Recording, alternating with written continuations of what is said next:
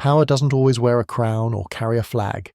Sometimes it hides behind glass towers and quiet signatures. For centuries, nations fought wars, but behind those wars were the same few hands funding both sides. This is the story of the invisible empire of money. It began in medieval Europe, when kings borrowed from merchants to fund wars. Those merchants realized something powerful. The one who controls debt controls the king. And thus began the dynasty of the money lords. In the 18th century, one family rewrote financial history under the Rothschilds. From Frankfurt to London, they built a web of banks across Europe. During wars, their couriers travelled faster than armies, spreading not soldiers, but credit. They didn't just fund nations, they owned their debts. When Napoleon rose to power, one side bought his bullets, and the other side bought the bandages, both paid by the same banks. War was no longer just about victory, it was about interest.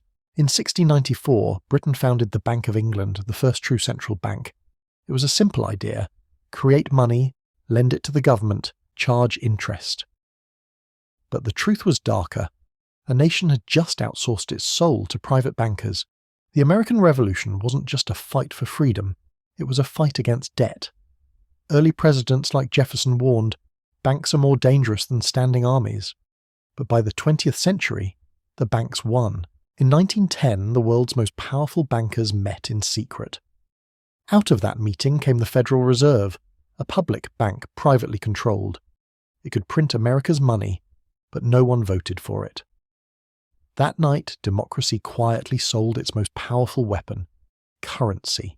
When markets crashed in 1929, millions lost everything. Yet for a handful of bankers, it was a harvest.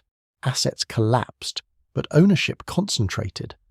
Out of despair, they built a new empire, one of total control. Behind tanks and trenches, money flowed quietly. The same banks financed both dictators and democracies, ensuring that no matter who won, gold returned to their vaults. In 1944, 44 nations gathered to decide the world's new currency. The US dollar was crowned king, backed by gold.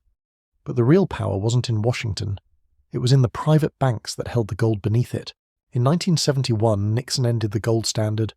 Money was no longer real, it was faith, controlled by banks and digital numbers.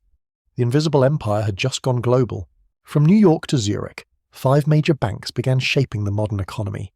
They didn't need armies, just algorithms, leverage, and time. Governments came and went, but the banks stayed eternal. After gold came oil, black gold. The US struck deals that tied every drop of oil to the dollar. From the deserts of Arabia to Wall Street's glass towers, the world now paid tribute in green paper. In 2008, the system collapsed. Again. But like always, the powerful were rescued, and the poor paid the price. A new wealth transfer began, bigger than any in history. Today, control isn't in vaults, it's in data. The new bankers wear no ties, only code. The invisible empire has gone digital, but the pattern remains the same. Trillions move every second through unseen networks. No country, no law, no limit. We call it the global market. But to the few who control it, it's still just business. Today's kings don't sit on thrones. They own the servers, the satellites, and the stock exchanges. And when they whisper, economies shake.